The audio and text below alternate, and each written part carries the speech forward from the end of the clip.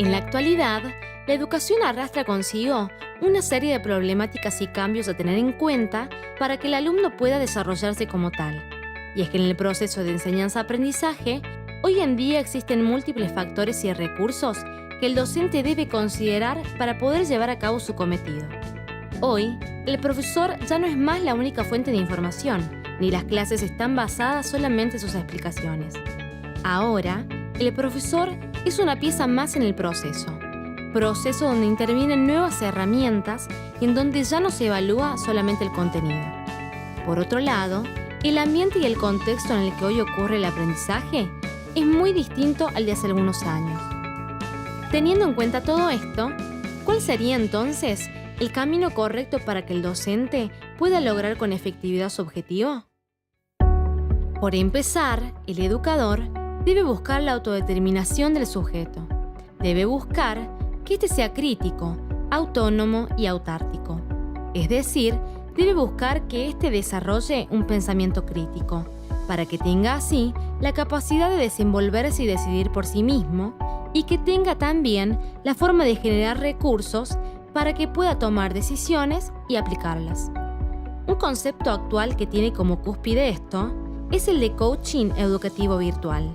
El llamado coach es una persona que va a ayudar al alumno a construir el conocimiento, es decir, es más un tutor que un profesor. Al hacer coaching, este no solamente evaluará, sino que también tendrá otras responsabilidades, como la de escuchar al alumno con sus problemas, ser formador en investigación para que se puedan generar nuevos conocimientos o ser formador profesional, es decir, deberá demostrar que sabe ser. Este coach, para lograr su propósito, utilizará dos herramientas. Por un lado, los materiales hipermediales, es decir, los objetos reutilizables de aprendizaje. Y por el otro lado, una red de aprendizaje, es decir, un conjunto de recursos establecidos para interactuar y generar los resultados buscados, lo que llevaría a un aprendizaje colaborativo o un trabajo en equipo. Es importante tener en cuenta que este docente siempre va a llevar a cabo su tarea influenciado por la ideología que esté detrás de él, es decir, por aquella ideología que eligió y lo formó, y que es fundamental que ésta sea inclusiva y no exclusiva. Esta ideología detrás de los profesores es la ideología académica, y la misma hace pie en dos directrices, la epistemología y la ética. La epistemología es la parte de la filosofía que estudia cómo se produce el conocimiento.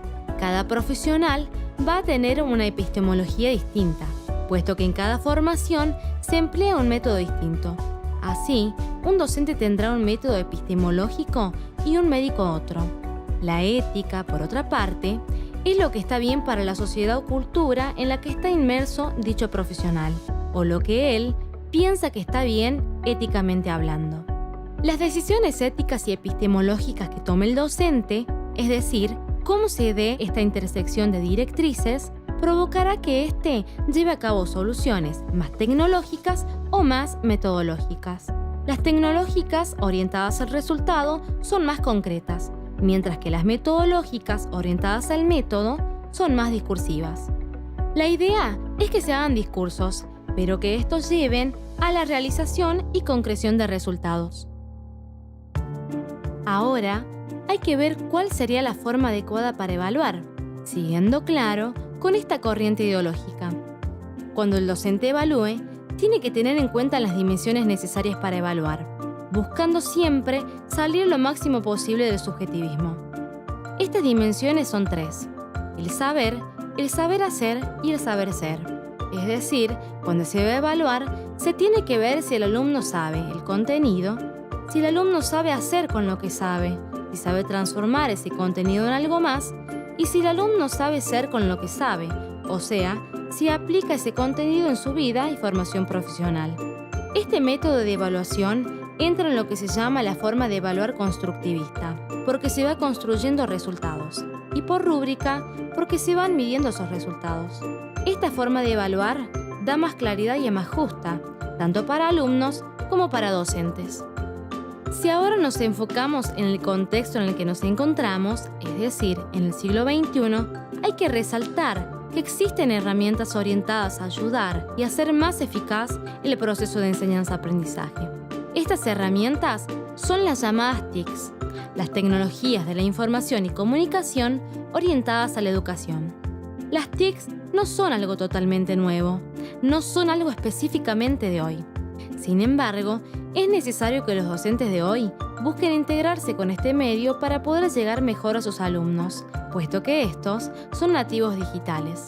Las TICs tienen dos características: la ubicuidad, es decir, que están en todas partes, y la movilidad, es decir, que se pueden llevar a todas partes. Las aulas virtuales son un claro y buen ejemplo de lo que se puede hacer con las TICs orientadas a la educación. Esta es una forma de enseñanza-aprendizaje flexible y abierta. Flexible porque no hace falta la presenciabilidad física del alumno a la hora de la clase. Y abierta porque el aprendizaje no es graduado, es decir, no se establece una serie de parámetros que se deben seguir sí o sí para poder avanzar. Por otro lado, lo de las neurociencias es un tema que hoy en día está de moda en la educación. La forma en que el cerebro funciona, con sus tres partes, y el concepto de plasticidad, es decir, que el cerebro aprende permanentemente, son llamativos. Pero sin dudas, el factor actual que influye en mayor medida en las aulas es el relacionado con las emociones. La educación es emocional.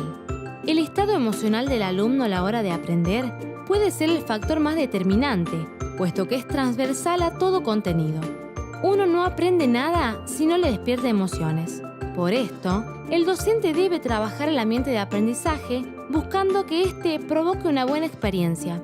Y es que cuando el docente puede manejar estas emociones, consigue una serie de respuestas por parte del alumno que ayudan al aprendizaje, en mayor o menor medida. Ya que despertar un sentimiento de felicidad en vez de uno de miedo, obviamente hará del aprendizaje una experiencia que se disfrute más y por ende más efectiva. Por esta razón, siempre se deberá buscar crear ambientes más alegres y evitar los hostiles.